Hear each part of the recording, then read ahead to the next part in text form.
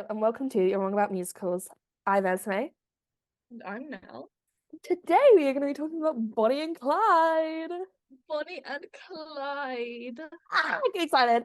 But first, We're gonna do this entire episode in Southern I was accents. about to say the first person to do a Southern accent should do some kind of penalty. But first, some news. So, Oh, first things first, Mean Girls Movie Musical has started to come out in cinemas in the US, not in the UK. It's not coming out in the UK until like 29th, trust I me, if it was discovered. out in the UK, Esme would see it. Guys, I'm genuinely considering seeing it and then uploading a review to TikTok because I feel like I'm going to need to talk about it the second I get out of that cinema. And there's only so many of my friends that will listen to me rant about the Mean Girls movies. And it's not me. I'm not listening. I'm not going through that again. That's why I was like, I feel like I just need to put it up somewhere and do it that kind of way. Wow. People, you just sent me a video of people discovering that was a musical. I'm still kind of shocked that people didn't know. I thought at least began to make it slightly more obvious that it was Hmm. a musical. But maybe that's But just me because I know it's a musical. I don't know if that's just the area of the internet we're on, but like Yeah. I was looking through Twitter today, and even the people that I follow that aren't into musicals were talking about the fact that like it was a musical, but they weren't marketing it like it was a musical. But then I'm like, not everyone's as chronically online as I am, and my corner of the internet is. The only one that's throwing me is the fact that there was Yeah, but I think people might have just been like, Renee Rapp, Chris Briney, let's go see I Mean fucking Girls. love Renee Rapp. Like, honestly, Renee Rapp might be the person to get me to go and see it. I love Renee Rapp. I was talking about this earlier. We were talking about this earlier. My name actually has an accent on the end of it, like Renee, except for it's like not the two E's, it's just the one E with the accent. And seeing Renee's Rapp's name To be everywhere fair, there with are two E's in your name. there are two E's in my name. Seeing Renee Rapp's name everywhere, the accent is making me be like, oh, I should really be really obnoxious about this. Oh yeah.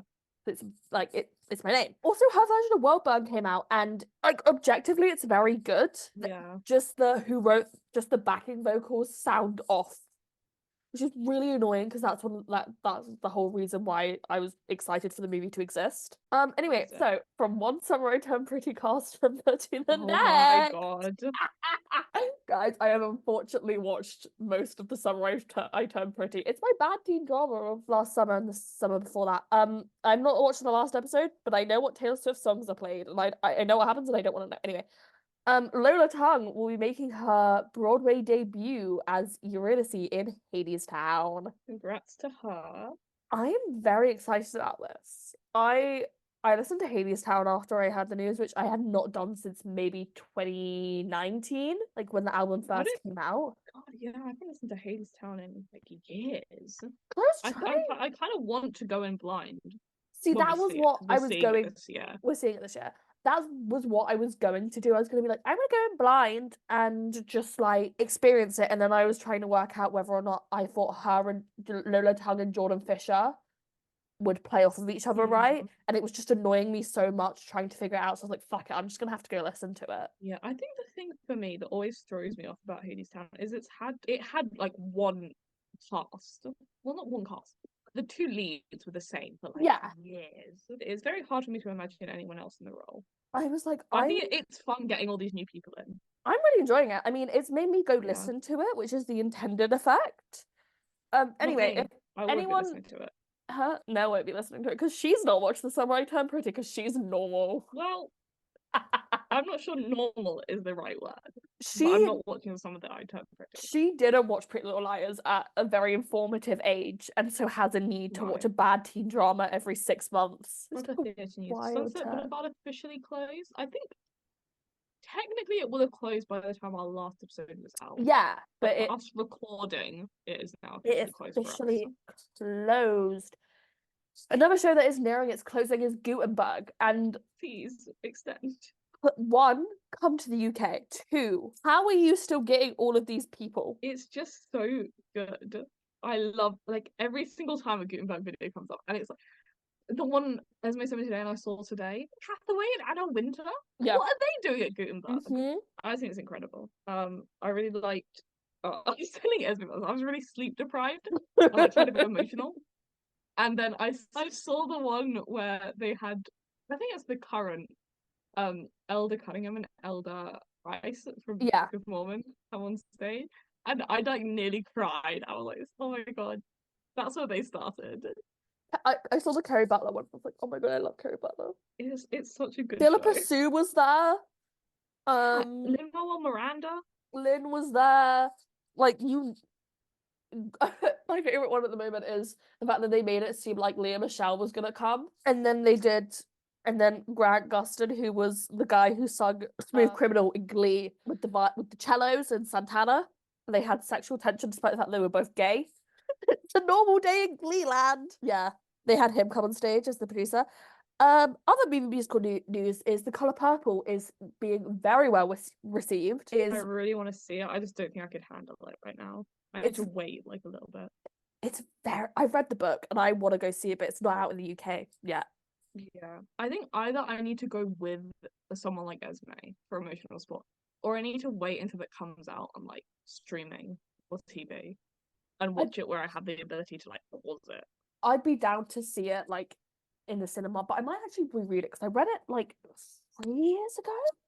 It's like I vaguely know what happens, and I know from listening to bits of the musical that it is quite different.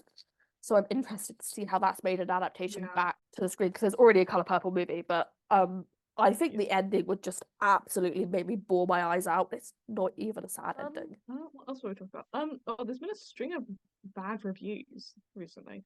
There's this guy specifically on Twitter, but he has a like website as well for reviews called All That Dazzles. Unironically, probably the theatre reviewer I trust the most. Despite he loves Operation Mincemeat, I don't even care. He's one of those ones that I'm like, he likes it, so therefore there must be something good about it. Because you know what, I trust him so much. It's like that guy and I'll make carrots. Like if they like yeah, I'm like I trust whatever you say. Guys. But he did like this week. We're recording at the end of the week. Yeah. He saw like 3 shows, and for his reviews, he gave them a total of 5 stars. It was like a 2, 1, and a 2. So Catherine Tate's in a play like The Haunting of Enfield, and it has gone horrific reviews. And Mickey Joe Theatre, I think it's him. It's either him or that other guy, Sean. At a certain point, they all blend together in my brain if I'm not paying enough attention to who's tweeting what, because they also all kind of look alike from On a Pass, and they all have like red profile pictures. Profile photos. Like if I'm scrolling, they all blur together. They all blur. You get what I mean, right? If I'm scrolling, they all blur together. Oh yeah. He bought a ticket for tonight because he saw the bad reviews. It is insane. And so the other 2-star he gave was it's just been a string of bad shows. And I think it's very interesting because I feel like last year was a really good year for theatre. There wasn't much where it was like, I mean, obviously there was like Bad Cinderella, but that was Andrew Lloyd Webber's Bad Cinderella. Like, what did we expect? I think even with that, like, it was a bad show, but there was still so much. I don't know if positive is the right word, but like upbeat coverage about it. Like people were making jokes. They were like, "This is so bad, it's ridiculous. It's camp. I would recommend seeing it because it's hilarious." It was like it was like Diana, but on a wider scale because it wasn't the pandemic. I think like even Diana, like it got pretty good press.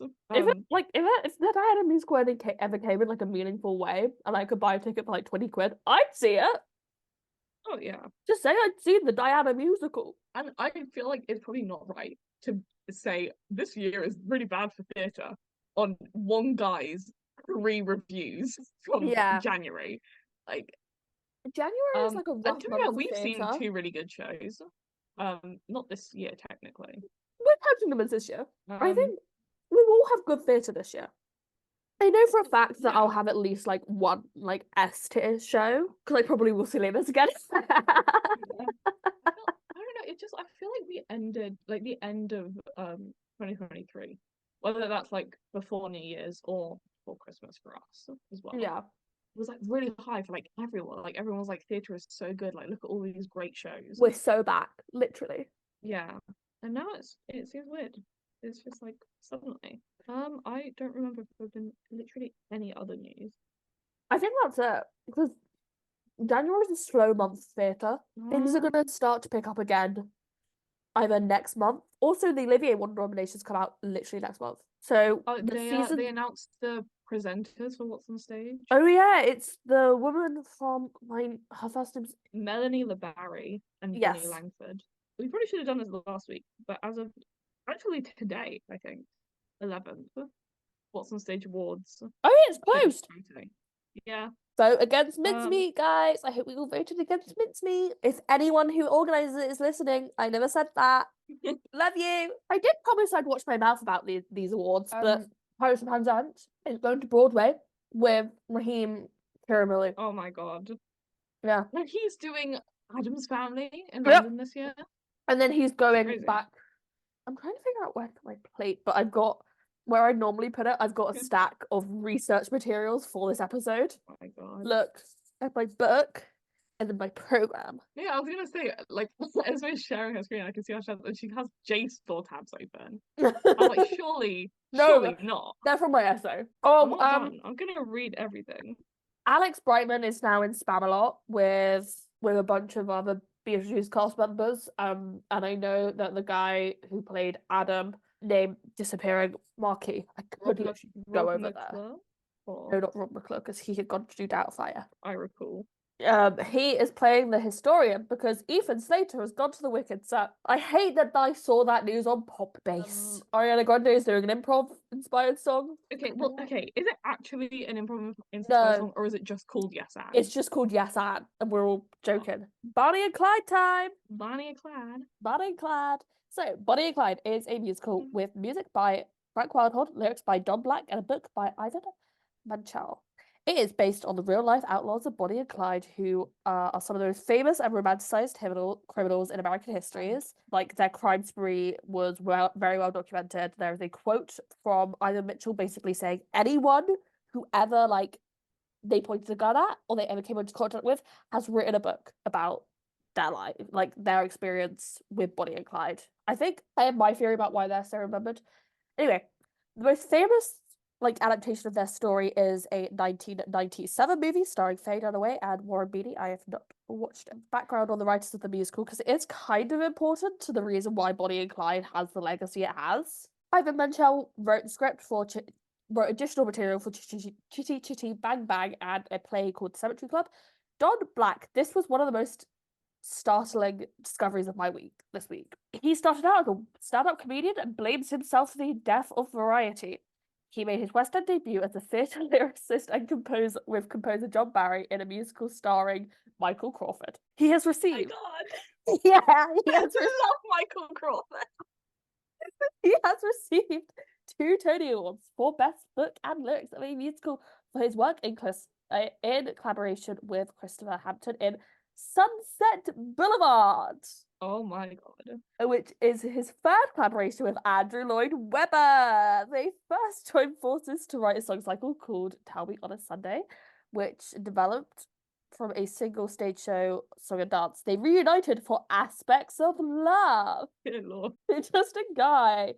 He is very well awarded and has a special Olivier Award. Now, this is where it gets important. Frank Wildhorn wrote a number 1 hit for Whitney Houston called Where Do the Broken Hearts Go? And in 1999, he had 3 shows on Broadway at the same time, which was a very big deal, being Jekyll and Hyde, The Scarlet Pimpernel, and The Civil War. However, critics... The whole Civil War. I shouldn't laugh at that. I actually have no idea what The Civil War is about. It's just called Civil War. It's just called Civil War. I don't know what it's about. You have to talk to Frank Wildhorn. God, I wish I could. You wish you could just call up Frank Wildhorn. When he waved at us from the box when we saw Bonnie and Clyde. We could see his box other than Andy, who hid from us. Andy knew we were there. His shows would the critics hated his stuff, but it still performed really well, and it was back in the days of the critics made or broke your show. This is when the New York Times review was so important. I think it still holds some weight today, but not in the way it did back in the 90s. His shows would all close in 2000, one after another, with consecutive losses costing $20 million in total. His most infamous flop is Wonderland, which is the retelling of Alice in Wonderland, with it being a very hard seller for him the time it was on Broadway. That's some background on Frank Wildhorn. It is very important for the show. Critics hate him. He does very well because he picks shows that have a recognizable name. Jekyll and Hyde. Yeah. I feel like I don't know, I think we'll get into why we think his shows are successful, especially why we think Bonnie and Clyde is successful now. Yeah, Bonnie and Clyde came about because Frank Wildhorn ran a division of Atlantic Records at the Atlantic Theatre, which he created. His ex-wife, Linda Edda, was a big star at the label His Words Not Mine, and broke Jekyll and Hyde from her. He had the idea of coming up with a project titled The Romantics. The idea of just being a song cycle based on famous couples and used as a laboratory to like find new collaborators to make new shows. So he did Anna Karenina, like a song for Anna Karenina with Stephen Schwartz, Anthony and Cleopatra with David Zippel, the guy who wrote Bad Cinderella, Adam and Eve with Murray Yeston, and Don Black picked from the list Bonnie and Clyde. They wrote 4 songs for Bonnie and Clyde, and everyone they showed the songs to were like, "Oh, write more, they're interesting, there's a show there." What songs were it? I think it was like The World Will Remember Us it was definitely The World Will Remember Us. And yeah, I can see that. I know this is because there was an interview done many, many moons ago on some kind of podcast that's now been lost because I tried to look for it when I was researching this. Aww. It's been completely wiped from the internet. I'm really annoyed about it. It was called Broadway Backstory, and they'd interview people that were put in the creation of a show, and it was so interesting. I think it was The World Will Remember Us, Raise a Little Howl, maybe like Dying Ain't So Bad. It's like How About Dance or like Dying Ain't So Bad, one of them. My only thought is if you're writing 4 songs about Bonnie and Clyde, you kind of want to tell most of the story. Yeah, I think it was the duets see, like, that were written first. World Remember Us. Yeah, 100%. Dying Ain't So Bad. Maybe Raise a Little Howl. Too Late to Turn Back Now. Yes, I think. Which is one of the best songs in the show. I love that song so much for so many reasons. So I'm gonna start singing it. I fucking love Bonnie and Clyde. As you guys will tell, we love Bonnie and Clyde. It started years before the version that we know, with the guy who wrote the movie like helping with the book, but he passed away in the early 2000s. So it was like worked on a bit in the 90s with the song cycle, and then it was worked on with up until 2000 with the guy who wrote the screenplay. So when he passed away, the show like went away with it, and then later his friend Jeff Calhoun, the Broadway director who would go on to direct it, introduced him to Ivan, and that's how like this version of Bonnie and Clyde we know came about. So as I said earlier, Ivan Mitchell said everyone who pointed a gun at them, they pointed a gun at, has written a book. We've spoken about Blanche's book before because I think that's like the definitive account. I want to read it so bad. I read a book about Bonnie and Clyde. It's Bonnie and Clyde, The Making of a Legend by Karen Blumenthal. The ones that were written by the families were the most interesting to him and like almost gave him an in to these people because they are murderers. Yeah. So their family is a very humanizing aspect of them, and especially the fact that they would travel so far and risk so much just to go hang out with their families for a couple of days. Like that was that. So in 2009 there would be a reading done with Stark Sands and Laura Osnes as Bonnie and Clyde. Betsy Wolfe would also be in the cast. Couldn't work out who she would play, but she was there. Probably Blanche. No, because it was the same woman who did it on Broadway, Melissa Van Eysten. Oh my god, the one who we can't find anything about. Yes. In July of 2009, it would be announced that it would be playing the La Jolla Playhouse from the 10th of November to the 20th of December of that same year. So Bonnie and Clyde by that time had made its way back in the cultural zeitgeist because there was a remake of the film, and the FBI recently released 1,000 pages of classified memos about them. So there was a renewed interest in the case, and the musical just so happened to come along and almost capitalize off of that. I bet you there was a part of them that was like Made in America is going to hit so much different now in a post-2008 world. It makes sense that something like Made in America was written like post-2008 financial crash though. Yeah. I think a lot of the songs are very reflective of their time, but also kind of timeless. Yes. Like Made in America, you can see how it would be very impactful post 2008. But then it's also very impactful now. We also like when we saw it, we were like, "Oh, this is like post-insurrection vibes." It's crazy. In 2010, it would play Sarasota, Florida, for a month between 19th of November and 19th of December 2010. Osnes would return, and Jeremy Jordan would join the show. At this point, this is when they wrote Made in America. I knew I had a quote about this. So that's when Made in America was added. So it was written in a post-2008 world. I don't know if it was just because I spent too much time doing essays where you have to talk about 2008 all the time. Now I'm like Oh, thinking about it, but it was around this time that there were talks of it going to Broadway, with it being reported Broadway producers had already invested a significant amount of money in this show. Because it's a Frank Wildhorn production or a notable name, like there's going to be some kind of Broadway buzz around it, and how it goes and it was very much like the La Jolla production was like these places that they took this show were the most American sounding places ever to me. La Jolla Yeah, I don't know, that just sounds. was the most American sounding place to No, me. I think it was Sarasota. I was not going to Broadway. Frank Wildhorn was very hopeful. In 2011, their Broadway hopes would become a reality, with it being announced that it would be transferring in the same year, with the opening date set to December 1st. All in all, it would cost $6 million to produce, which is basically nothing nowadays. Yeah. Like everything has a budget of at least 15 million nowadays. With the like at the time it was like kind of cheap. With the overall vibe of the production being positive, like people were excited about this and they thought it was good. That's why producers gave them their money. But they were very scared of the critics and what they were going to say about it because of how much they just hated Frank Wildhorn on principle. Yeah. Apparently, one producer was Frank Wildhorn's son's football coach. I thought was wild. So it would officially open in December of 2011 at the Gerald Schoenfeld Theatre with, and let's just get into the reviews, because we were talking about reviews at the start, bad reviews at the start of this, and I think they were unnecessarily mean to Bonnie and Clyde. No, I think we're just biased because we really like Bonnie and Clyde. Why outside of marketing does Frank Wildhorn keep coming to Broadway? One gets a feel of the terrifyingly prolific composer of Bonnie and Clyde, Wonderland, and other entertainments would rather keep happier west of the Calgary Roman countryside, hitting low security regional theatres, making off with iTunes royalties. Instead, he insists on leaving his trademark brand of automated pop blandness to the Great White Way. Sourpuss critics are compelled to join to point out how automated and bland it is. Wildhorn's oeuvre hasn't got much traction since Jekyll, in part because Wildhorn doesn't write shows. He writes musical templates with feels for yet to be generated content. Subjects appear to be selected by focus group and tend to unmistakably towards generic public domain. As Wonderland, Dracula, and now Bonnie and Clyde. They sound like idea prompts from a seminar on musical theatre writing.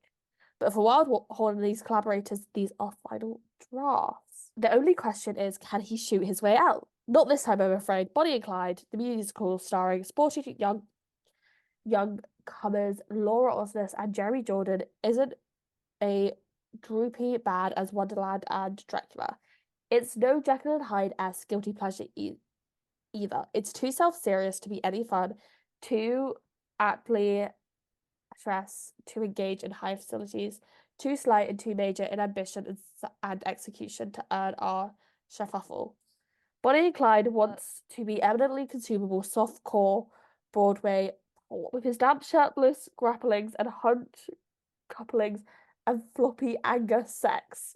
I read this before and I'm still what? Like, Matt, just say you don't like it and move on. You see what I mean? They This is fucking hated Wildhorn, man. We're skipping through it because we can't stand to I read just this. like, meanwhile, Osnes must contend with a Bonnie who doesn't really make sense off the page or on stage. Far more attention is given to her girlish dreams of movie star and far too little to her apocalyptic embrace of Clyde and her annihilation that he's clearly bound for. There is no grown-up hunger in her. As for the Little Mermaid, stumbled into a G-man noir. Oh my god. Then there is no hunger in Bonnie and Clyde. The actors are dwarfed by carelessness of digital slideshows of the real-life gangsters they're playing. Which director? Jeff Calhoun sprays all over the packaging crate set, as if they're watching a PowerPoint presentation of a musical yet to be written. In fact, I'm pretty sure that's the case. On Broadway, as a crime, and in Wildhorn, there's no such thing as one last. Jesus Christ. They fucking hated this show, and I think that was unnecessarily mean. Like, I get a lot of their criticisms, because I would agree there are points in Bonnie Clyde I'm like, this doesn't make any sense. This glorifies murderers too much. This, all of that stuff. I have some critiques of Bonnie and Clyde, but none of those were put forward in that. There was just like Frank Wildhorn sucks. No, this guy sucks. He should never write anything ever again in his life. Frank Wildhorn, go to Middle America and put on regional productions. And you know what? I think some shows should. It's good that Middle America has shows to put on. Yeah. Not everything needs to be Sondheim, and I love Sondheim, but not everything needs to be Sondheim. Exactly. Anyway, I think the thing that's really throwing me, which is also, again, I will talk about this more when we actually do like our own thoughts. But the thing of like Bonnie and Clyde was this flop when it first opened on Broadway. Yeah. I know you're going to get into that. Like, it did not succeed. Yeah. And then it did a concert. Yes. In London. Yes. That sold out, and yes. they had to add a second night. Yeah. And then it opened on the West End, and it's still touring around the UK. It's about to start touring. Nothing changed. Yeah, I think they made like minor script changes, but nothing nothing that was mentioned in that review. No. I was like, changed. Yeah, that sounds like the production of Bonnie and Clyde I've seen. Yeah, I was like, that's Bonnie and Clyde. That's Bonnie. I don't know what to say to you, man. That's why.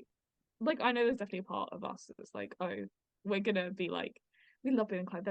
That review is so mean because Bonnie and Clyde is so good because we love it. But it's like, genuinely, what are they critiquing? Yeah, it's like, and like Variety's normally a bit nicer. Yeah, like, you can just tell they hate Frank Wildhorn. The Holly Reporter said, composer Frank Wildhorn has become a critical pinata on Broadway. That is true. Even his more critically robust efforts like Jekyll and Hyde are getting little love from reviewers. The fact that he's back so soon after his last stringing adventure last season of Wonderland shows he is nothing if not resilient. Many individuals seems engaged, but the show's overall stubbornly unexciting. While the theme remains sketchy, the creative team have endowed to breathe contemporary relevance into a show by emphasizing the climate of hardship, economic struggle, and the institutional interference that made Parker and Barrow into folk heroes. Clyde Barrow, notably in the song that opens Act 2, Made in America. The leads. What a song. Banger of a tune. What about it? The leads, while a tad too wholesome to portray the Barrow gang, outshine their material after playing sweet and demure and anything goes. Osnes shows a brassier side to her and gets most of the show's romantic numbers. How about a dance and Now It Ain't So Bad. Jordan recently did a pre-Broadway run of Disney's 2Cs. Wow, I wonder if that will go anywhere. Wow, sorry, it was just thinking about them side by side made me cackle. Plays Clyde with a winning twinkle in his eye and a cocky presence that should land him better roles in better vehicles. Edler strikes a touching notes of Buck's adoration for Clyde, and his doting and domineering blonde Vanda Scheisse is meaningful. These gifted performers are given shows that dip into bluegrass, country, or gospel or rock, not to mention the ambivalent Wildhorn favorite, a bluesy power ballad. But the composer and lyricist of the show little flair in marrying the story with song. While several of them are catchy and most of the numbers remain derivative pseudo-pop, often regurgitating the same ideas. The superficial book drained the blood from the show that could be a dynamic story of fugitive lovers on a gate with death. This one I feel like was a little bit more constructive. Yeah, like I'm listening to that, I'm like, you know what? Yeah, I see a lot of where you're coming from. I think that the book of Bonnie and Clyde is one of the weaker aspects of it. I also think that bit about the songs regurgitating the same ideas. Yes. I do think that's very true. Every song is kind of like, we're all gonna die. They're gonna kill people. They deserve hell. But actually they're in love. But either way, they're doomed. For some it'll be grief. For the law, a relief.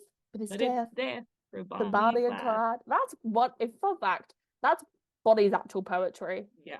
I have read some of Bonnie's poetry. It's in the book. It's very interesting to hear the way that she talks about the lead, because Bonnie and Clyde were a media phenomenon. I think America at that time was just very bored. Yeah. I do push back on the whole emphasizing the climate of hardship, economic struggle, and institutional indifference, because that is the whole reason why we know about Bonnie and Clyde today. Like, they are so products of their time. Like, you can't talk about Bonnie and Clyde and not talk about the Depression. I think it's the thing. Again, I want to make it clear that we are very biased because I worry that sometimes we come. I know obviously our whole thing is like you're wrong about musicals. We're right. Listen to us. It's nice, yeah.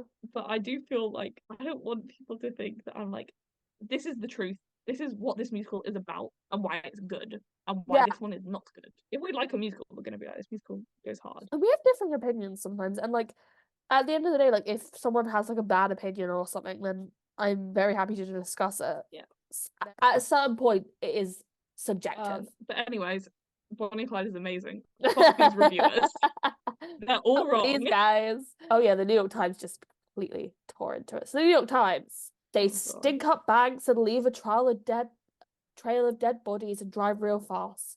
So on stage, since the $6 million can only stretch so far, also off stage, but they can't seem to shake the tempo that takes everyday lives in the sense of the production from Frank Wildhorn with book by Ivan Mitchell and lyrics by Don Black. They feel like they've came a bit before. It's basically just saying what everyone else has said. Directed and sort of choreographed by Jeff Calhoun, Bonnie and Clyde manages to make a triple threat lure of sex, youth, and violence seem about as glamorous as, and a lot darker than, Black Friday at a Walmart. Jesus Christ. Making multiple murderers feel just like another manifestation of moral ennui can be a contentious artistic choice, of course. I doubt that this is where the creative team was going, though Clyde does make some grim existential statements about the randomness of life and death. Yeah, he does kind of do that. Yeah. But I enjoy it. Anyway. But it's a great show. But to his credits, the show's criminal renegadeness are not permitted to the misunderstood kids, victims of the dream scorching society. Mr. Jordan's Clyde and Mrs. Osnes's made clear serious egomatics who regularly quarrel, who is going to get top billing in the news accounts of their names. Like so many young folks today, they just want to be stars. If only it was the Bravo network had been around with Bonnie and Clyde to meet Bonnie and Clyde's special needs by coming up with series with them. White trash of West Dallas, maybe. Think all of the lives that would have been spared. It's synopsis on that note. Sorry. Oh my god. That's I've read this before, but just reading it out loud is completely and totally batshit. Synopsis time. I'm gonna do it all in a southern accent. Oh god. Here we go. No, I'm not. That was a lie. I was like, you're gonna get about 5 words in and go, okay. In Depression era Texas, a young Bonnie Parker falls in love with Clyde Barrett, a Clyde criminal Barrett. on the run from the law. Their love affair soon spirals out of control as Bonnie and Clyde commit a series of bank robberies. As their notoriety and body count rises, the ill-fated lovers find themselves racing to the top of the public enemies list. That was actually really good. Thank you. I listen to a lot of Bonnie. I actually found it. This is really fun for me. Whenever I want to practice an accent just for fun, I just do all of my uni reading in the accent, and I like reread my essays to myself in the accent. So I've been doing it in a southern accent a lot recently, so like I think it's really fun. Yeah, it's really fun. Good synopsis actually. I feel like the thing is, it's kind of hard to fuck up a synopsis about Bonnie and Clyde. I'd be impressed if they managed to do that. It was like, I have read a book on them, so I've done my own reading about them, so what I know about them isn't just limited to the musical. And I think the thing that the reviewers were going after them for was being like, they're obsessed with themselves. They're obsessed with making them products of their time and holding up a mirror to today. And I was like, okay, and that was what happened. Like, I think the one thing I would rather see a criticism of is why are we making a musical about Bonnie and Clyde? Because you take a step back for a second, that's kind of a weird thing to do. And I would rather have a criticism be like, hey, you probably shouldn't write a musical about these 2 kids who murdered a ton of people, and you shouldn't do it with really great catchy songs and Jeremy Jordan and Laura Osnes. Yeah. And like this was like, I don't feel too bad saying this is like beginning of peak for Laura. Oh yeah. And Jeremy to some extent, but like Laura, like we talk about Laura Osnes today, we talk about her either being in a circus or this. Yeah. But it was like Laura Osnes would go on to do a ton of like princessy roles. Yes. Yeah. And I feel like you get that kind of vibe from her Bonnie. Yes. Frances Maney McCann, I feel like, is a harsher, and we'll get into the West End stuff, but I feel like she's a stronger, like, harsher Bonnie. Her body was grittier. Yeah. I agree with you. Maybe I think that the musical does gloss over the murders that they committed. And I think what really illustrated that to me is in the book I've read. In the book I read, every time like you get to a point where they would kill someone, it would almost have an inscription about like what the person's like an obituary for this person. And one of my main criticisms is of the musical is that they never get into the people whose lives they killed. They're just like expendable bodies almost. I think it's even worse than that because you see one death. So they kill the big turning point in Bonnie and Clyde, which is done very well, is when they kill the police officer. And I think you see that. Yeah. And then you don't see them kill anyone else. But do you like, see him kill Ed Crowler? Oh, perhaps. Well, that's done with like shadow, though, isn't it? Yeah. So my thing is, you see Bonnie and Clyde, or Clyde, basically, kill two people. You don't see Bonnie kill anyone.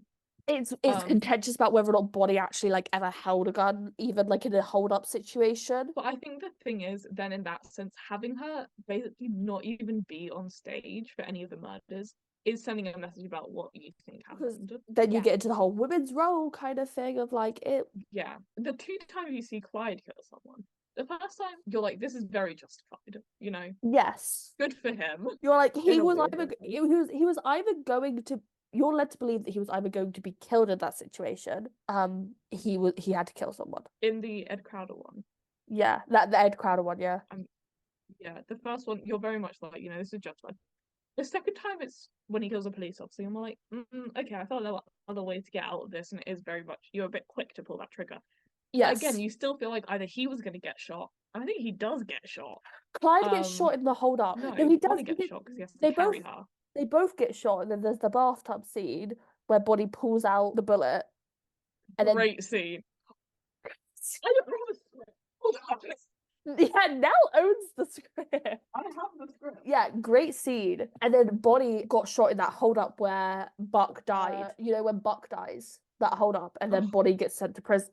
Blanche gets sent to prison. I think Clyde and Bonnie's hideout, Oklahoma. Basically, this is a very long-winded way of me being like, it is very. They never really show how many people they killed. So what?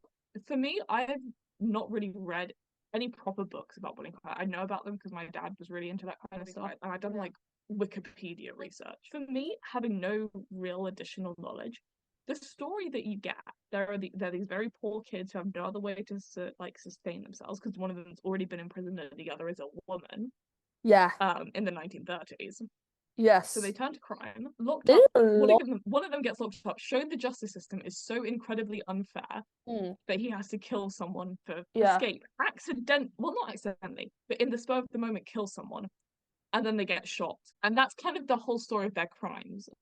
That they rob a few banks. And also, I'm going to get really into this. The only time we see them rob a bank, they get told the bank doesn't have any money. That's a good moment, though. It's very funny. That's when they're fighting about who's going to go first. Sorry, I'm counting.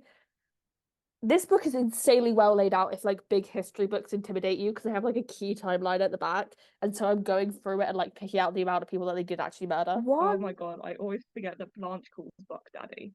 Yeah, it's a really fun addition. The Barrow gang killed 10 people. Okay. Were police officers, and there were like a couple of innocent bystanders. So we know he kills someone. He kills Ed Crowler. He kills 3 people on stage. Yes. I remember. He kills the prison guard. Can we say this? Yeah, he's sexually abusing. Skirting around it a little bit. It's very heavily implied. Oh, it's a fact. It's a historical fact. In the musical, it is very heavily implied. Yeah, in the musical, it took me until it took me until actually reading the book and then rewatching that. No, watched the bootleg, but rewatching that 5XP bootleg. I never watched a bootleg. However, watching that grainy little video and then seeing a prison guard use a baton and stick it upward at his crotch, I was like, perhaps. See, I didn't even put that together because it's just so bad quality that when I read the book and then went and rewatched it, I was like, oh, this makes so much sense. But yeah, Clyde was sexually abused by Ed Crowler, and it's a known fact. And he kills Ed Crowler. And you're like, that's kind of justified. He then kills a police officer after he's trying to rob a shop. Yes. The police officer has a name, Bud. I'm assuming, yeah, Deputy Bud Russell. So they put his real name in the script. You don't ever find out his no, you don't ever find out his name in the show watching it. And that's when you get Too Late to Turn Back Now, where Bonnie's like, how dare you kill someone? I will not be with a murderer. Yeah. And then he kills does he kill the bank teller? Yes, he does. Well, we think he does. He definitely shoots the bank teller. Yeah. And then you get the bathtub scene. Because Clyde was also shot. Again, the fact that I've had to go and get the script of the show and read through it. Yeah. And all of those deaths happen in a very short time period. It happens in maybe like 20 minutes and kind of the middle of the show. Yeah, so is it when they kill the police officer that it's the end of Act 1, right? Because I always think it's when... the end of Act 1 is the end of The World Will Remember Us. Yes! No, I always get it confused because I think at one version of the show, it was after they killed the police officer. Because in one hand, the musical does a very good job of getting the point across of the story of Bonnie and Clyde. They probably would have just gone to prison for like 5 years or whatever if they had just escaped. Because I don't think they really made a big deal out about the Ed Crowler death because he was kind of a nuisance to the prison as a whole. But when they killed the first police officer, that's when the penalty for their situation got significantly worse. Yeah. The thing, Ed Crowder dies at the end of Rose Hall Hell. He breaks out of prison. The beginning of this World Will Remember Us, which is the next song, like half a scene later. And then it's the end of Act 1, Made in America. Great song. And then the scene after Made in America, they kill Deputy Bud Russell. I think that is like, it is treated as like a big deal, but I think in like the Sarasota or La Jolla version, they had the police officer like lay down on the stage the entire intermission, which I think is an interesting choice. Because the show glosses over the murders so much. Yeah. You can look past that. Yeah. Like, because it is literally like 3 scenes back to back with an interval in the middle, but 3 scenes back to back where they murder people and then they don't do anything else like that on stage. No, and then kind of yes, they are criminals, but it's more that they're, robbers and they're evading the law rather than actually committing crimes. Because by the time you've got the guy that wants to get with Bonnie, but she's in love with Clyde. Oh, fucking Ted. By the time like he's like on their tail and like really trying to get them to go to prison, shoot them. Well, he's trying to save Bonnie and kill Clyde in the process, but you can't really kill Bonnie all that time. By the time they're doing robberies and they're in that stage, they're like joking about like whose name's gonna go first in the press write-up. Yeah. I really enjoy that scene. And was that when we saw it, Jeremy dropped his gun? Yeah. I think that's the thing. By the time you've gotten past the murders, everything feels a lot deeper. In that you get a lot of like family scenes. Mm-hmm. You get a lot of like their paranoia around what they're doing, because you have this scene where right after Bonnie, when they're like they have to turn off all the lights, and then they're like, oh, it's Buck and Blanche. Buck and Blanche. Oh. And also things, but every single interaction between Blanche and Bonnie is really funny. Yeah. I think it's like, if I was to think about this critically as the fact that it is a show about real people who murdered people, and then were sensationalized and like romanticized. Yeah. It's kind of shit. Because it does exactly that, and it glosses over everything bad. If I think about it as it is a musical, it's great. I fucking love it. It's an incredible show. But also, I think what all accounts of Bonnie and Clyde that I have read, including this musical, do is a very good job of showing them as products of their environment to some extent. Yeah. And I think that's actually done quite effectively in something like you're going back to jail, because all of these women are like, my husband's in jail. How else are they meant to make money? Yeah. It's kind of impossible to tread the line of there was probably, something wrong with these people that they murdered people. But also, they really didn't have any other choice. And Bonnie and Clyde sits quite firmly on they didn't have any other choice. Yes. They probably shouldn't do this. Mm-hmm. But it's predominantly, what can you do? Who can blame them? Who could blame them? Ain't their fault they turned to crime. A bar of soap's a luxury. My favourite line in that is City Hall is running low on kindness. they don't run out of flags. And I think that's what Made in America does very well, is show Bonnie and Clyde as a product of their environment and kind of encapsulates the vibe around them at the time. I feel like Bonnie and Clyde is the perfect example of how I feel about most musicals, which is if I look at it as a whole and I look at it critically and I look at it in context, I can pull it apart so easily. I bet it's the worst musical ever written. It's horrid. But when I look at it as I'm, someone who loves musicals and I like watching musicals, it's great and I love it. It's the same way I feel about like Phantom. I love Phantom so much. But if I sat down and I pulled it apart, it is horrific. There's only one musical I will say is utterly perfect. Is it Tuck Everlasting? It is Tuck Everlasting. I think the best musicals though have held up to being pulled apart in a way and almost examined by segments and being like, okay, maybe this isn't the best, but as a whole it works. It's like, and this is going to be a bit of a jump, so bear with me here. But it's like Miss Saigon. Okay, yeah, I see where you're going with this. In that the good parts of Miss Saigon are really good. And if you focus only on those, Miss Saigon is an incredible musical. Yeah. If you look at Miss Saigon as a whole, and if you look I'm gonna say mainly about the yellow face. Oh which is my a big god, that's bad.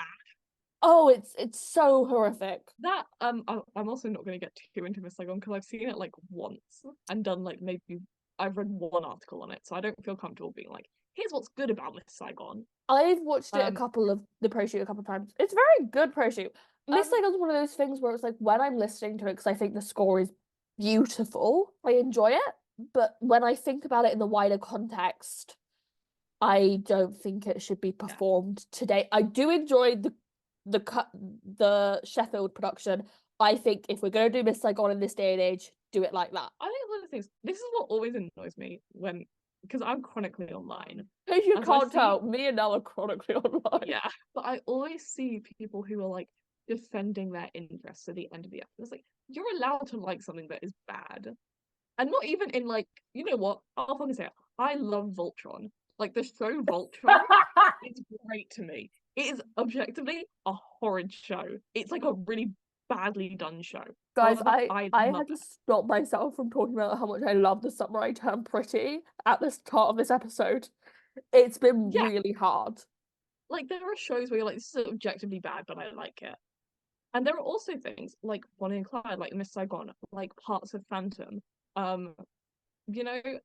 don't want to say any show, like parts of Mean Girls for Esme to include her in this.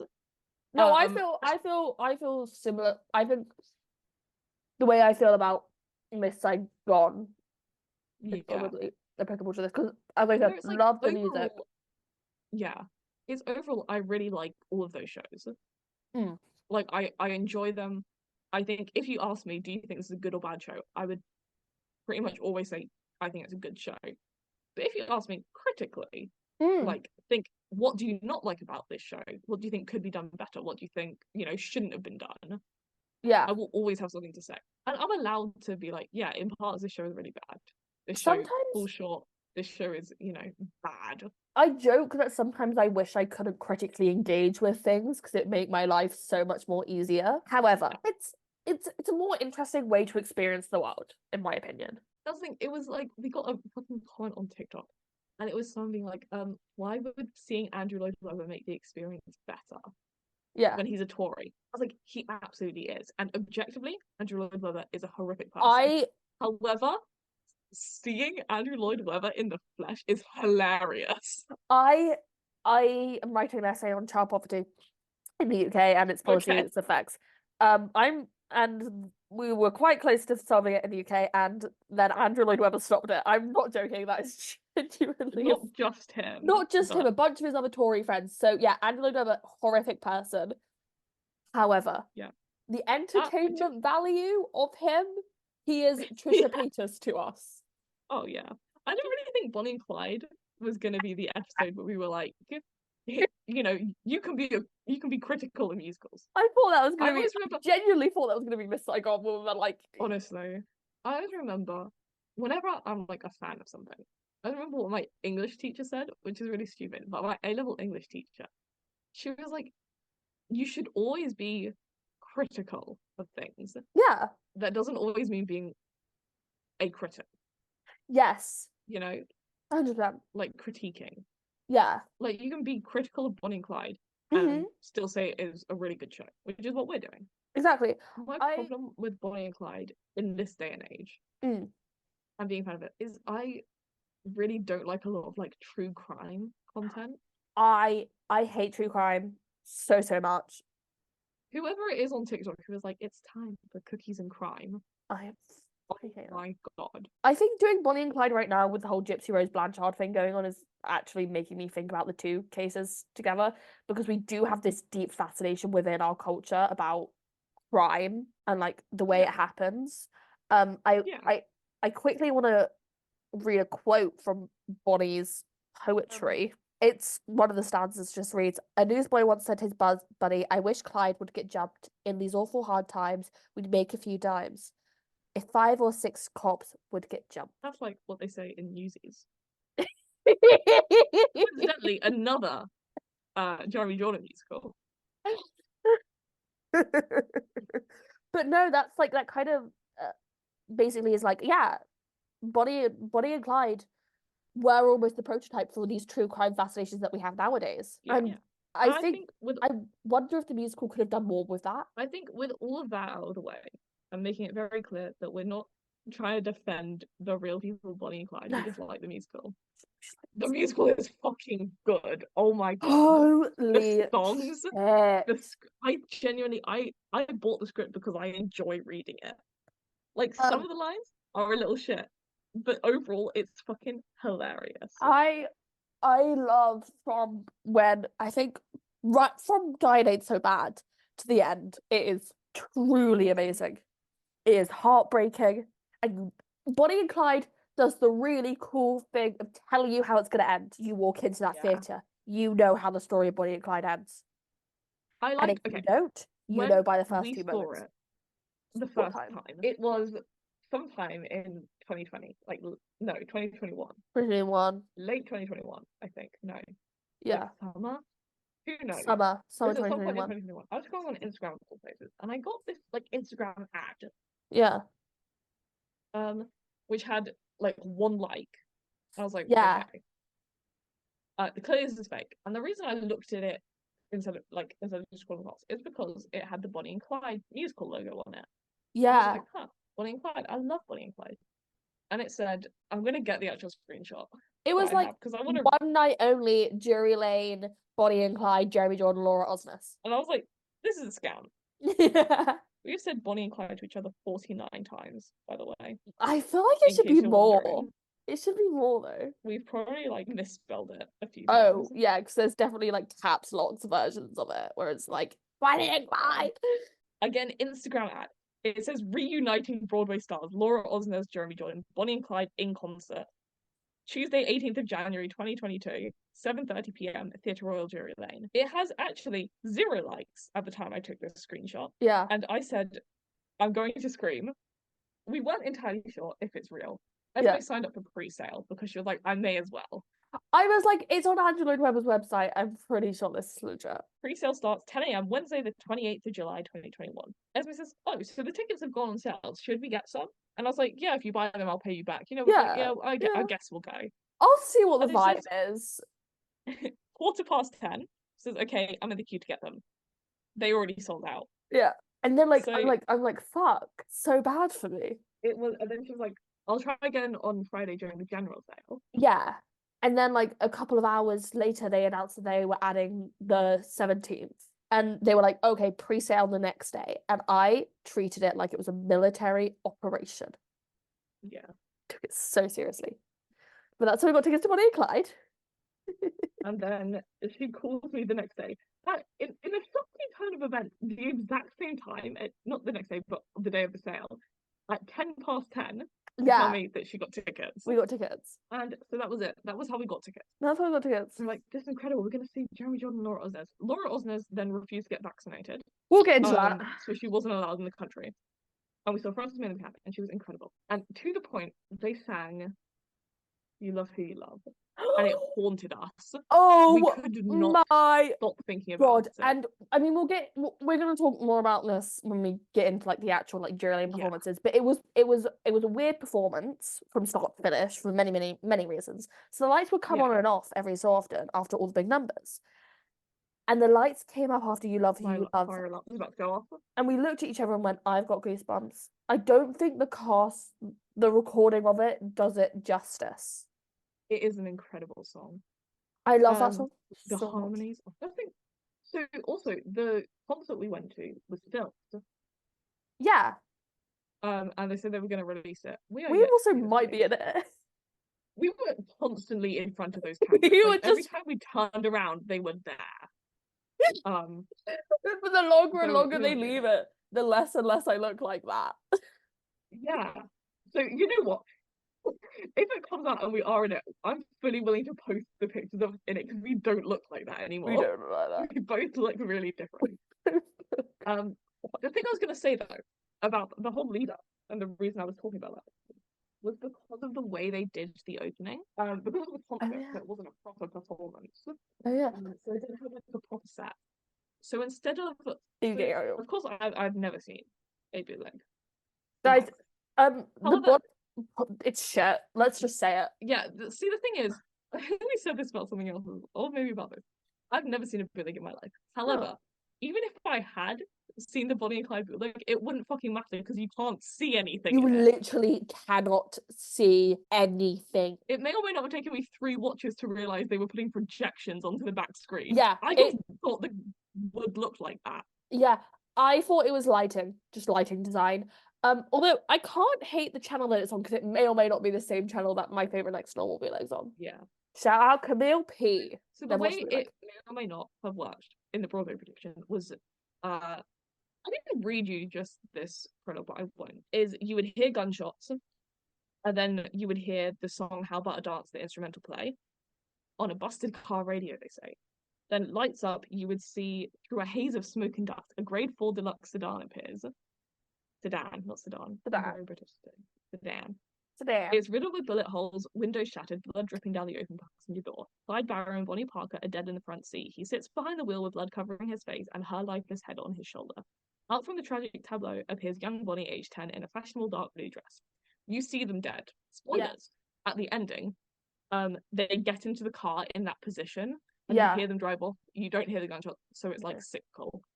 Theoretically, if you watched it in a loop, you would see them drive off at the end, and then immediately hear them get shot, and the story would start again. Yes. Which is very cool. When we saw it the first time, they couldn't do that because of the way the stage is. Because sometimes Jeremy Jordan would enter from the back of the stage, and he would move the curtain, and you could. It was in the Theatre Royal Drury Lane, which is where Frozen is. And he would move the curtain, and you could see the ice castle. See the Frozen set. So he'd be like storming in, ready to start screaming about murder. Yeah. Frozen set. And so the way they did it is the bit I just read. They just read that. They all stood on stage, except for Bonnie and Clyde. Yes. They all stood on stage and just read that how they died. Stage direction at the beginning. Yeah. Including the bit at the beginning, which I didn't read. The other thing then, which they do in the West End production, which I really like, is not having the kids. No, I like seeing it once with the kids. Like, I'm glad I've seen it. Yeah. If we are in the pro-show and it looks like we're discussing something very important, it is the fact that there are children about.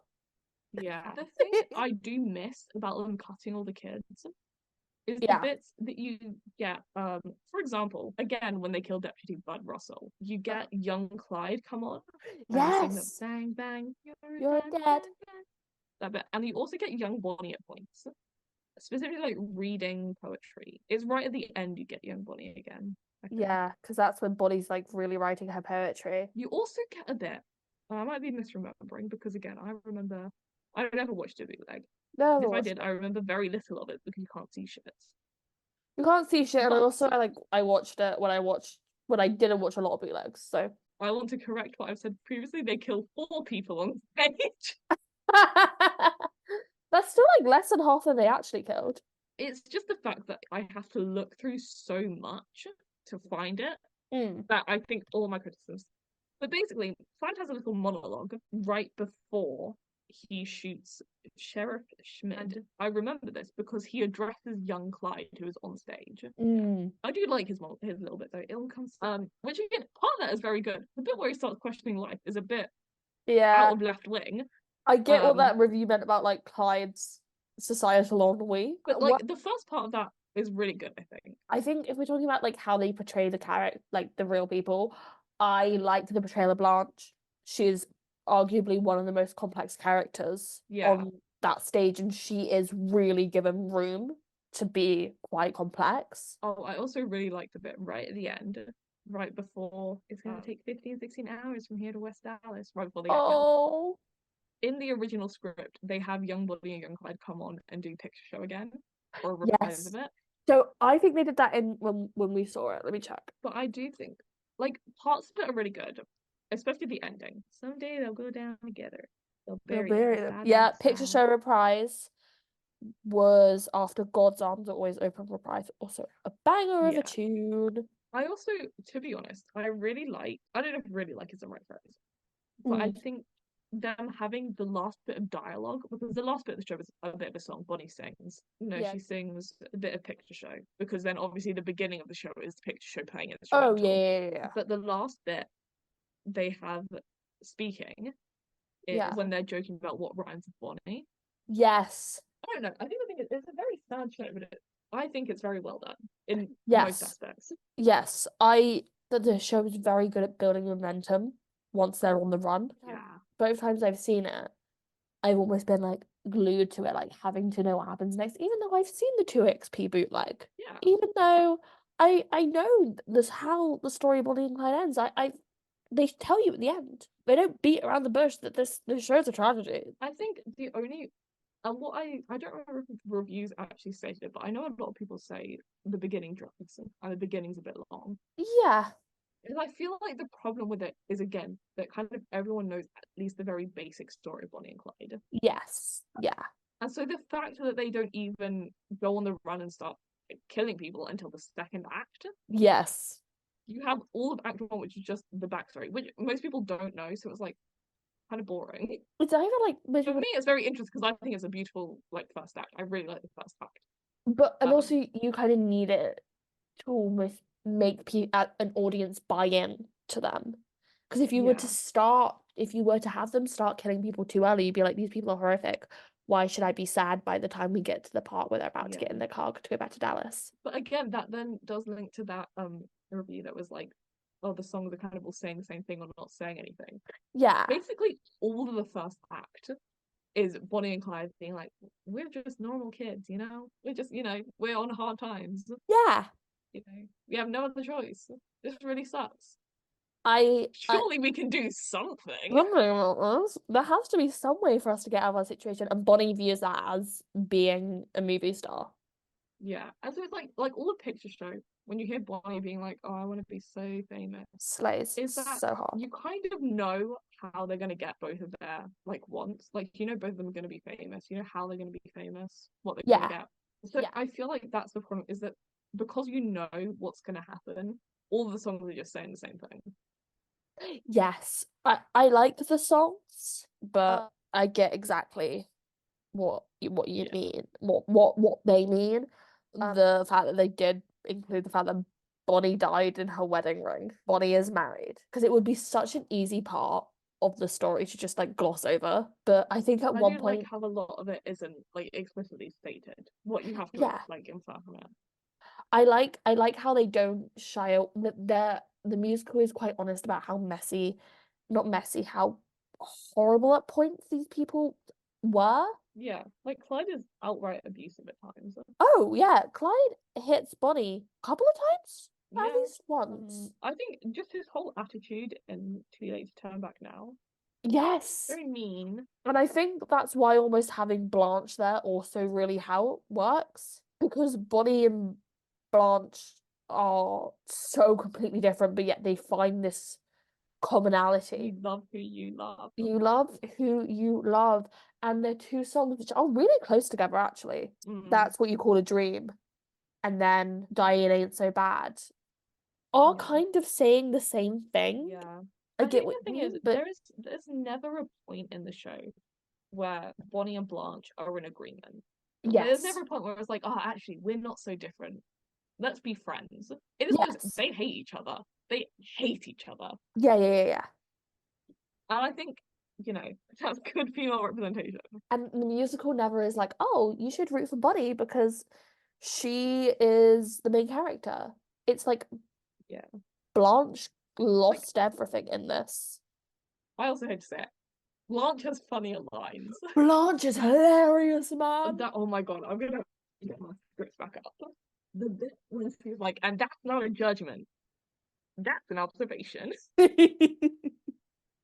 Is that, and when she turns up in the trousers is objectively all of You're Going Back to Jail is like You're Going Back to Jail is probably the best song in the show in my opinion. Like and on the that's a bit of an soundtrack, exaggeration. on the soundtrack, I but don't like it, but live, I think it's such fun.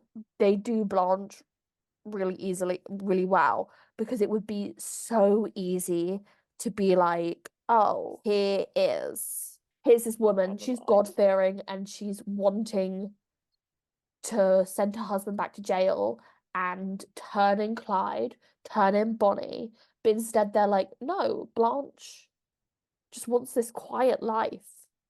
Yeah, but also, okay, this bit, sorry, this bit from Blanche. She says to Bonnie, my advice to you is to stay far away from that man. Bonnie leaves, and then she says something to Buck that I'm not going to repeat because I hate that word. The four of them are on stage together having a scene. It is so fun to watch. Yeah, it is. Oh my god, they're incredible. Blanche especially. Oh my god, literally every single line she has, she is calling Buck Daddy. Yeah, that does always kind of make me go, oh. Yeah, I think the other thing is Ted is a dick. Yeah, Ted sucks. Again, Blanche has some great lines, such as he doesn't write back. You can't arrest a man for receiving mail. She is It's just every one of her lines is so good. I feel like, again, I haven't read her book, so I can't speak too much on this. But I feel like she's really glossed over in a lot of like Barrow Gang stuff. Yeah, and she is the one survivor of the four of them. She lived into like the 90s, I think. Yeah. Anyway, I do think that scene is actually really good right before Diane Ain't So Bad. oh, I love that scene. It's a good show. It's a good show. It's one of those ones that I got into possibly too young. Yeah.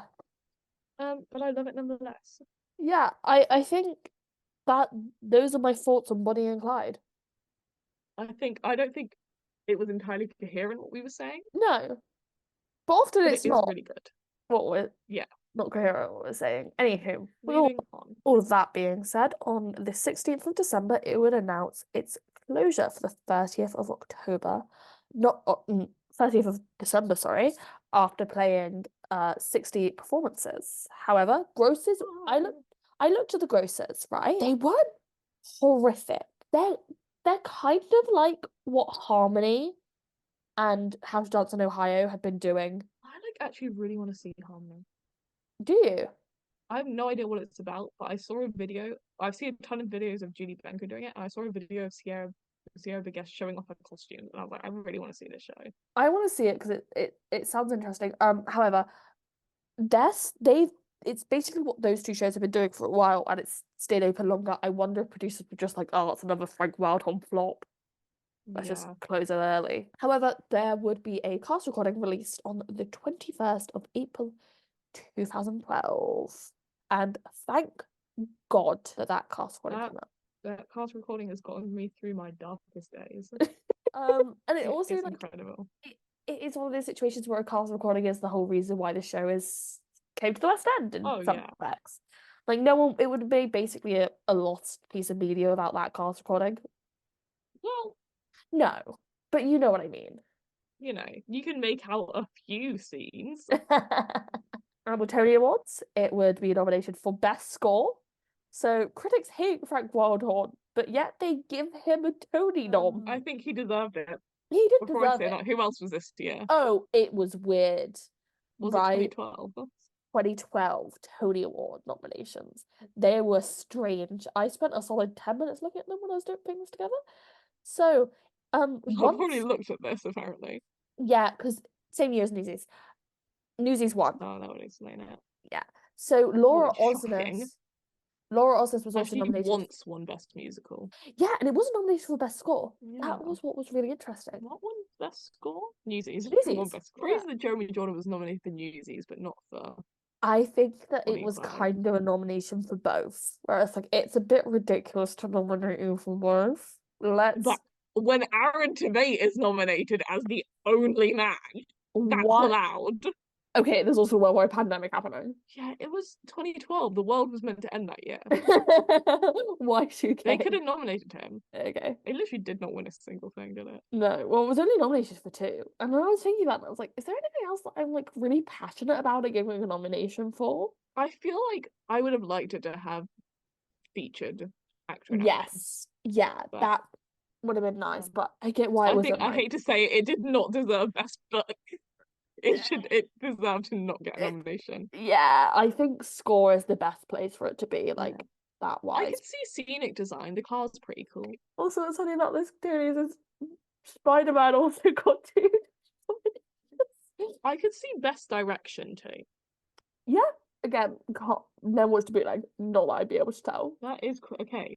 To be fair, it wasn't a proper sweep, but Once got 11 nominations and 8 wins. So Yeah. it was kind of a Once sweep. But I mean, out of all of the lot of shows that we're gonna get like a lot of wins, Once makes sense. Yeah. I don't like It is it. crazy that Spider-Man Turn of the Dark, Jesus Christ Superstar, and Bonnie and Clyde all got the same amount of nominations. And the same amount of wins, 0. The only other thing I remember as a big criticism of Bonnie and Clyde when it was like first performed on Broadway, it was 2012, so I was like 9. Yeah, you weren't So participating I in Bonnie don't and Clyde remember discourse. like them actually saying this, but I remember afterwards. Yeah, like when I was like 12 and I sure. got into it. Everyone was like, there should have been more dancing. Jeremy Jordan And I was can't like, dance, Jeremy guys. Jordan and Laura Osnes, you think should have done more dancing. Laura Osnes can tap dance. Explain to me what song they're going to put a tap dance in. I'd like to hear it, actually. What song do you think needed a tap dance in Bonnie and Clyde? Fine. Make what is it? America made it a tap number. I can see Made in America the tap dance, actually. I also say they should have done more like dancing because it's a okay, saying it's a period piece doesn't sound right. But like they should have like because musically it leans very much into like the 30s. Yeah, and I mean when we went to see it, they had like jazz. They had like music from that era like playing in the theater.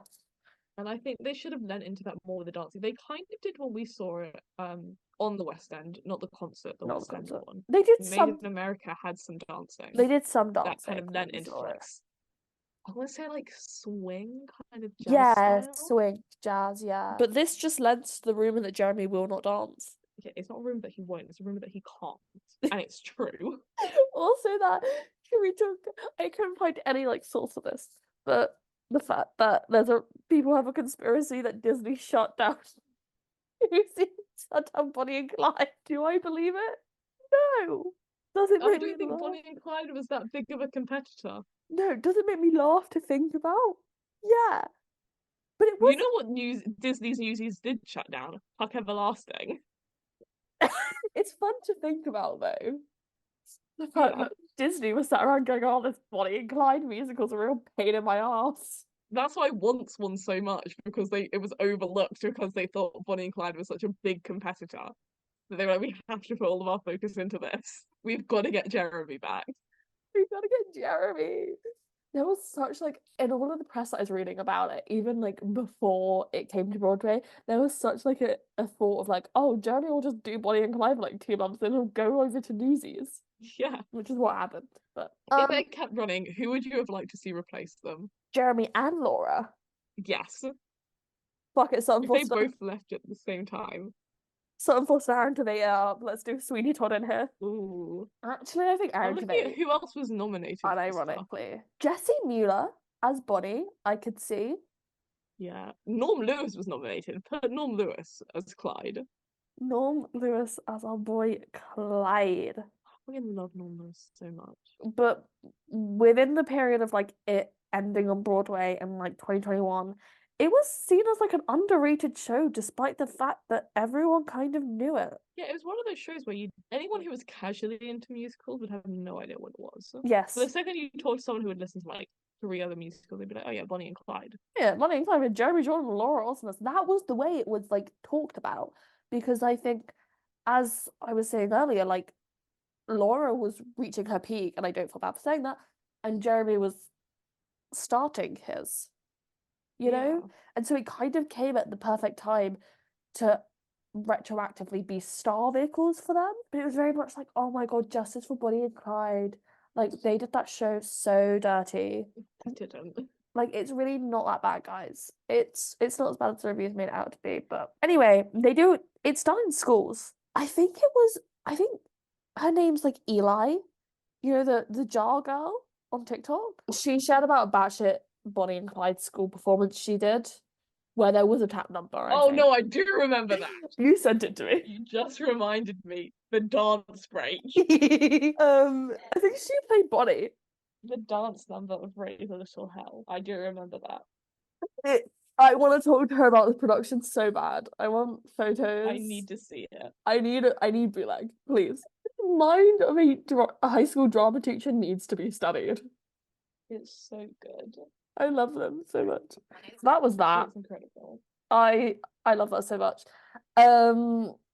There's a quote basically saying like MIT reached out to one of the creators and was like, it's the rights to Bonnie and Clyde are done as much as like My Fair Lady. I kind of get, but at the same time I'm kind of like, what? Like I can get if your like drama teacher's a little edgy as like Bonnie and Clyde. Yeah, but I don't know if we just did very, very basic shows. But I don't think it's a like high school show. I don't think it should be a high school show. I probably would have done Bonnie and Clyde at one point. Yeah.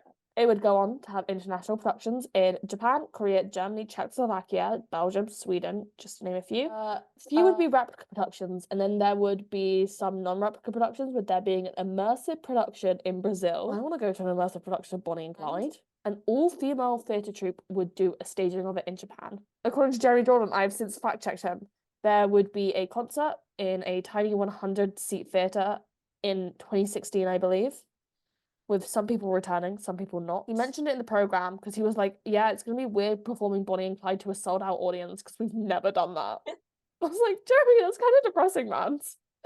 Jeremy, it is such a good show. We love it. That's why we're all here. On the 22nd of July 2021, it would be announced that there would be one performance at Theatre Royal Drury Lane starring Jeremy Jordan and Laura Osnes reprising their roles. The performance would take place on the 18th of January 2022, I should say. With Jeremy and Laura saying in the press release, Bonnie and Clyde has become this cult favorite around the world. In a decade since we performed it on Broadway, we have to tap into ourselves that we were 10 years ago. I can't wait. The best audiences I've ever had were in London. This is from Jeremy, by the way. And I'll take any opportunity to sing with Miss Osnes. Oh my God. It's going to work out really well for Jeremy. And Osnes added, I've never performed in London before, so I'm so excited to make my London debut in this reunion concert at the incredible Laura, I'm so excited to see you. Lane. It was easy We to were so excited. We were like, we're gonna see Laura Osnes and Jeremy Jordan. When I was asked to return to play Bonnie and working with Jeremy. So Laura's so excited to do it. On the 28th, they would add another performance taking place on the 17th. On the 12th of August, it would be announced that Laura Osnes was fired from a show for not being vaccinated. We all know this article. Infamous article. My favourite thing about it is that it's a photo of her singing at a Trump event at the Capitol. Like that they use. I think it's a choice. I'm not gonna say anything about that. We're not gonna get into the whole apology notes app BYU song. Yeah, cancel culture album. of Laura Osnes right now. If you've never listened to Laura Osnes's cancel culture album, Don't. I cannot recommend it. I've not listened to it. Just don't listen to it. I'm not going to. I don't really want to give quite it a funny, streams. but it's insane. There's a way I could pirate it. That'd be great. She was replaced by Sierra Bogas, who we love. Who was she replaced with? Sierra Bogas. No, in this Crazy For You thing that she got fired from. Oh yeah, I forgot about that. She's Yeah. now in Ben Shapiro's version of Bluey. Oh my God. Let's move on from Laura Osnes. I Yeah, can't stand to talk about her. I don't want to talk about her anymore. She's insane. If you want to go down that road, go down it. Okay, whatever. It's interesting, but It's interesting, but batshit. On the 5th of November 2021, it would be announced that Frances Mailey McCann would be joining the cast as Bonnie. Also involved were yay! love you, She Queen. was so good. I love her so much. George Maguire as Buck, Natalie McQueen as Blanche, Trevor Dion Nicholas as the preacher, and Liam Tamney as Ted. Reports to What's on Stage said McCann absolutely astounded Jordan at her audition for the role earlier this year, which is quite a funny mental image. So I remember her little interview, and she was like, yeah. "Oh yeah, one of my friends was like, you should do this song called Dynamite So Bad. It's perfectly in your range and it suits your voice." Mm. And I think she sang that song with her audition. Yeah. No, because I think by the time she I reckon it was down to like a couple of people by that point. Yeah, And so they like had her sing the song. yeah. But no, I know exactly the quote you're talking about. It's in the program, isn't it? Yeah. Our signed programs. Our signed programs. We love them. They're a pro session. Signed programs. It cost us extra. We were really worried they were going to be sold out. Yeah.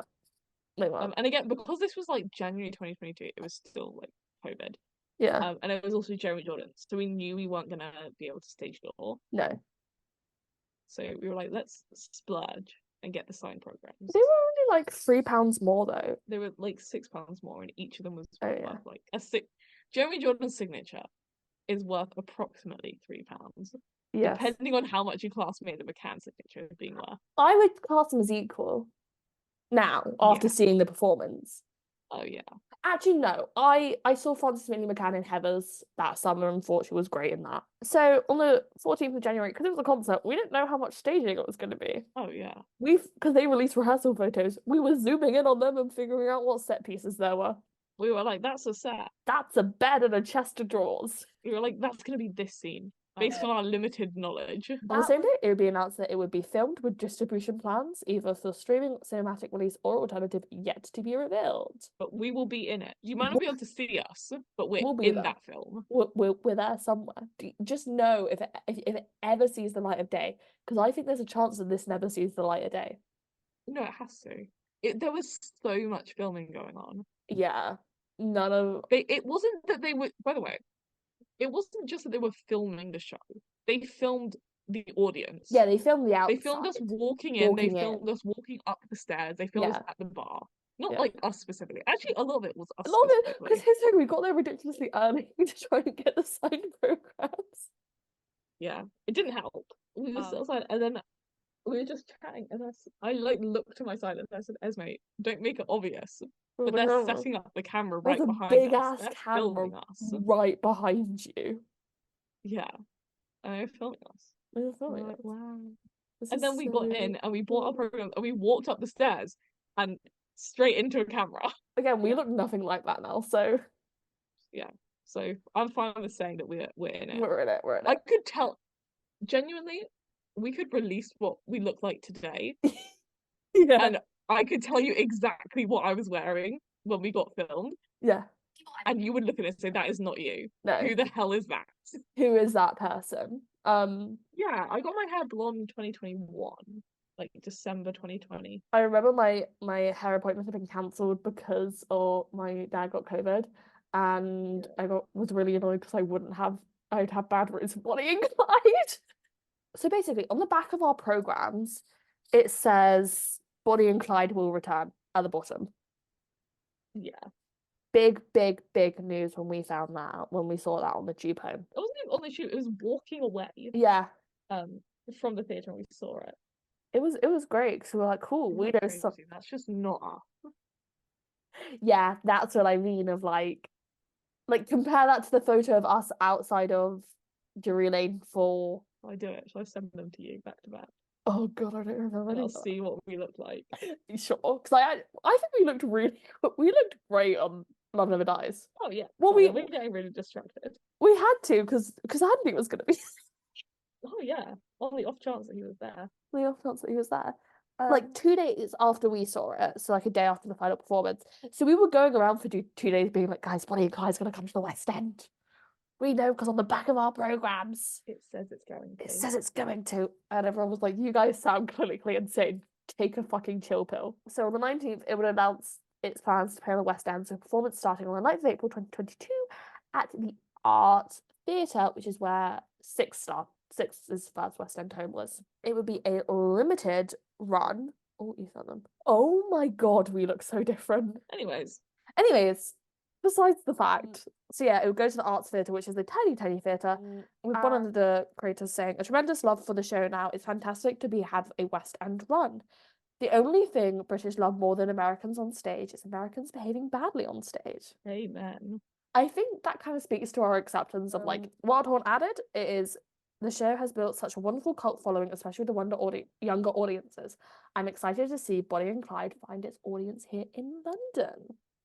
Frances Millie McCann would return and Jordan Luke Gage would join Clyde. Now, Jordan Luke Gage has a following here in the UK to the point where when he was in Bat Boy at the London Palladium, it clogged up the road. It was kind of insane.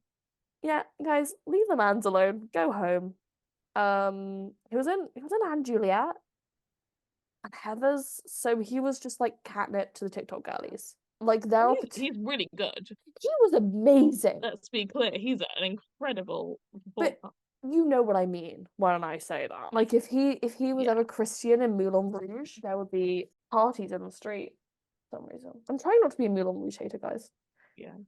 So on closing night at the Arts Theatre, it would announce a UK tour and a cast recording. Now this cast recording was big for us because we would get a recorded version of You Love Who You Love. At the end of the day, that's all we want. It would announce its return to West End, but this time to the Garrick. So the Arts is tiny, the Garrick is still small, but not as small as the Arts. Yeah, we've been in the Garrick a few times now. I've been there 3 times. I think twice. It's a nice theatre. Then Hamnet. Hamnet. Every time I go, I have a good time. Yeah. We had really good seats with Bonnie and Clyde. Amazing seats. Shout out to your mum.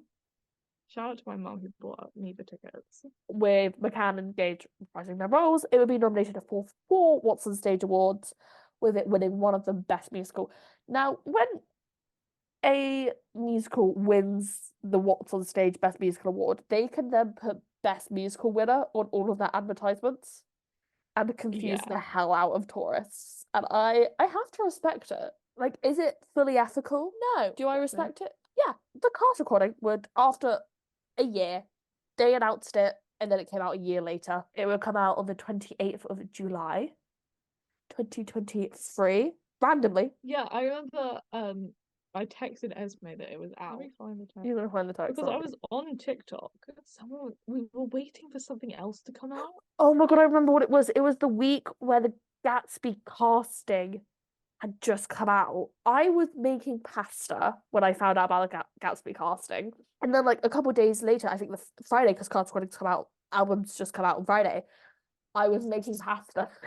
And I get a text from Now being like, Bonnie and Clyde cast recording is out. And I'm like, I either need to never not make pasta or I'm gonna stop making pasta, because every time I do, I get a big piece of theatre news that I care about a lot. But we were waiting on something else. I just can't remember what it was. Was it Daddy Freeze? It might have been the release date for that. That sounds about right. Okay, I found it. Date. It was the 28th of July. Yeah. I texted you at like 5 p.m. And yeah. Bonnie and Clyde is out. Esme, the recording is out. Hence the me making pasta. And they had an alternates version. Yes, I like that, and I also like the overture, inclusion of the overture, and I don't know how to say after Act 2 opens. Oh yeah. Neither of us know how to say this word. My sister does, and I have to keep asking her how to say it. That's so funny. I'm really tempted to go and try and find. It might have been something Newsies related. I think we were waiting for like Newsies to announce their cast album. It was like I'm specifically saying something was coming out because I remember the reason I knew it was out. We were either waiting for something or something had just come out as well. Yeah. It's because it was this TikTok of this girl, and she was like, everyone else is waiting for this or listening to this. Meanwhile, I'm listening to or looping the Bonnie and Clyde album. I think it might have been Speak Now or something like that. It might. When does Speak Now come out? July 28th of 9th. July. No. Oh my god, it was literally 4 days after the Gatsby came out. 4 days later, I'm still making pasta again. I have to take a seat both times. That was a fun time. Yeah. I'm just trying to remember what it was because something was No, coming you're out. right. There was something that was coming out. I don't know. I don't know, man. It was something though. Yeah. That's what's really trying me. I can't I even think go through my likes. it genuinely might have been Taylor Swift, I'm not gonna lie. It might have been. Because I it was just thought it still was within that time period. I'm just thinking what else big in music came out in my life in like musical theatre land or like Snow Angel Vampire? maybe. Okay. The Go for tour it. is set to start on the 22nd of February 2024, and the casting makes no sense to me. Yeah, it is. It's Okay, again one of those things. I can't even pretend and be like to be unhappy about it I because I genuinely really love like what it's like. I'm really happy it's getting all this recognition. okay, so do you want me to like just read off of what we have? Okay, so Danny Hatchard from EastEnders and James Alex Hatton, known for his performance in Heavens and Newsies, will alternate the role of Clyde Barrow during the tour. Katie Taunton, Bat Out of Hell, will play Bonnie Parker. Sounding pretty normal, right? Catherine Tinsley, known for her appearance in Coronation Street and Strictly Come Dancing, will make her musical theatre debut as Blanche Barrow. She will also share this role with Daisy Woods Davis, best known for her work on Hollyoaks and Holby City at specific venues. It's crazy. It's like almost a stunt cast. Yes, it's like sharing a stunt cast. Sam Fende, known for Heather's Chair Show and Jersey Boy, will take on the character of Buck Barrow. R&B and soul artist Jazz Elton, known for his appearance in The Voice UK and Eurovision You Decide, will play the preacher from February 22nd to July 27th. This is where I get really confused. Nate Landstrokner, credits in Waitress and Heathers, will alternate the role of Clyde Barrow during midweek performances. So we have 3 Clydes with confirmed casting dates. Yeah. AJ Lewis, who is known for Mandela and Miss Doubtfire, will join the cast to share the role of the preacher at certain venues. And Hannah Ichijo will be alternate Bonnie and Trish Ensemble. So basically, Bonnie's just got a normal alternate. But Clyde's being played by 3 different guys. The tour will commence on the 22nd at the Leicester Curve and will continue to Wolverhampton, Norwich, Manchester, Cardiff, Southampton, Aberdeen, Woking, Glasgow, Nottingham, Southend, Belfast, Milton Keynes, Edinburgh, Blackpool, Cheltenham, Dublin, with further stops including Manchester, Sunderland, Bath, Bradford, Birmingham, Portsmouth, Brighton, High Wycombe, Newcastle, Sheffield, Bromley, and Northampton. That's the story of Bonnie and Clyde. It's kind of crazy. It's kind of crazy how it's gone from a show that barely played 60 performances to one where it is now going on a major UK tour, which not a lot of shows do. Yeah. It's kind of the iconic success story. Yeah, Like it, I'd say on Broadway side. it is because it was a flop in every sense of the word. You know, bad reviews, worse, bad sales, closed within 60 performances, didn't even make it to 100. Then all of a sudden comes back in this big, big way, comes to London and 10 years later and is obviously making money and found an audience. I think. And can we get the same thing with the tuck, please? I just want to throw it out there right now. Oh, and now would love Tuck Everlasting anywhere in the Me UK. also. She will travel for Tuck Everlasting. We're in the UK. You could just put on like a sit performance in my bedroom, and I would adore it. Anywhere, actually, if Regent's Park, open air, genuinely, Please. your space would be perfect for Tuck Everlasting. I need it so much. I would love to see a production of Tuck. I want to cry at the story of Winnie Foster. Let me do that, please. So next week is Rent. We are taking on Jonathan Larson's. It's the most famous musical, one of the most famous musicals. Would you say? People know Rent, and a certain people of a certain generation fucking love Rent, and it's their Hamilton, and it's their right to love Rent and be annoying about it. Exactly. I have some thoughts about it. Now you're gonna make one last attempt to find the I'm video. in the right area.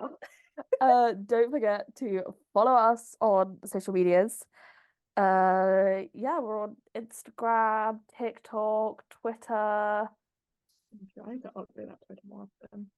That was quite funny on there. That's the thing. When she tweets, it's Whenever actually I really remember good. to log in.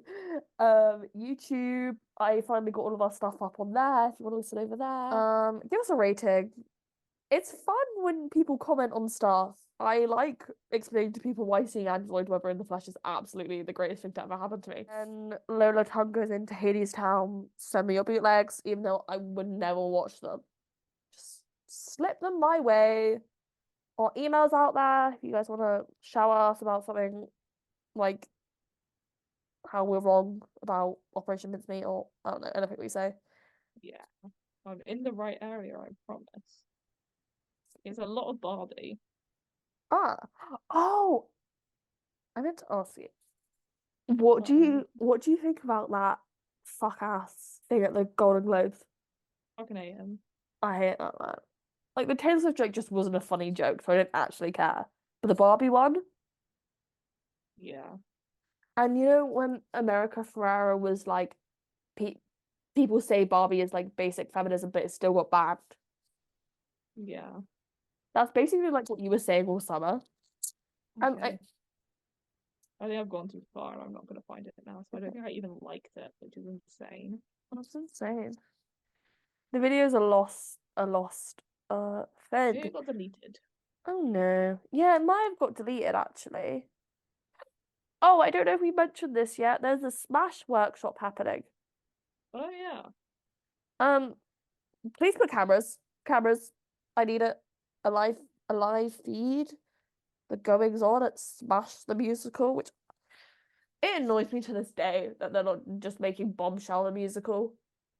I'm sure Yeah. they legally can't make a musical about the life and times of Marilyn Monroe, but I just want to hear. I know Let's Be Bad's some like it hot, but I want to hear the other arrangement of some Let's Be Bad.